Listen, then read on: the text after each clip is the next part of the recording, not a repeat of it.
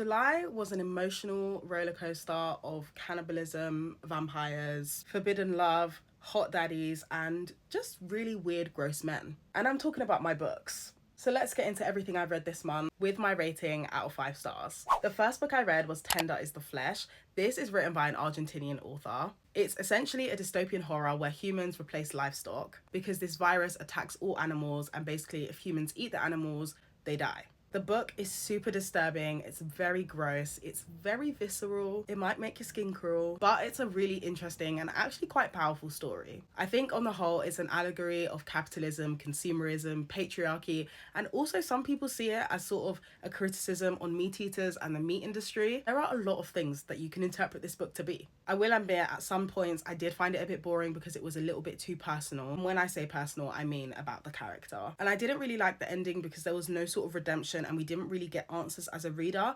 but sometimes I guess you don't really need that. It's just a story for a story. I know a lot of people love this book. I liked it, I didn't love it, so I gave it a 3-star. The second book I read was Carmilla. This book is a gothic sapphic vampire novella. A lot of words. It predates Dracula, written in 1871. Carmilla, who's the vampire, lures women in, essentially using her beauty and her intense desire for companionship. I love the storyline, and I actually think it was really empowering for women, which ironically, the author apparently didn't even want this to come across like that. Apparently he wrote it as a cautionary tale to female desire and women's sexuality. Well, unlucky for him, modern audiences actually interpret this completely differently, and yeah, we just read it and we're like, yeah, hot lesbian vampires. Anyways, I love this book and I gave it a 4 out of 5 stars. Next, I read 100% Match.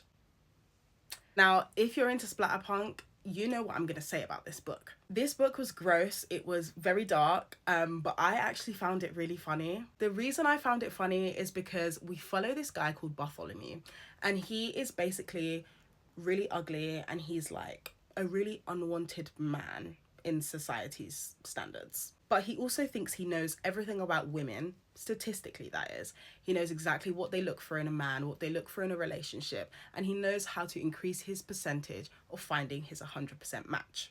And this is essentially what the book takes us through. It's him trying to find the love of his life. He's a fast food worker and he honestly does some disgusting and unspeakable things. He is a very unhinged man and he is just really weird. I'll spare you any spoilers. I did give this book a 3 out of 5 stars because I did find it funny, because it was just like, he kept saying really out of context horrible things that he did at like the end of chapters or like in the middle of chapters, and I was just like, dude, what? I think the ending fell flat, which is why I marked it down a little bit, but I think you should read it if you're into splatterpunk. The next book I read was Birthday Girl by Penelope Douglas.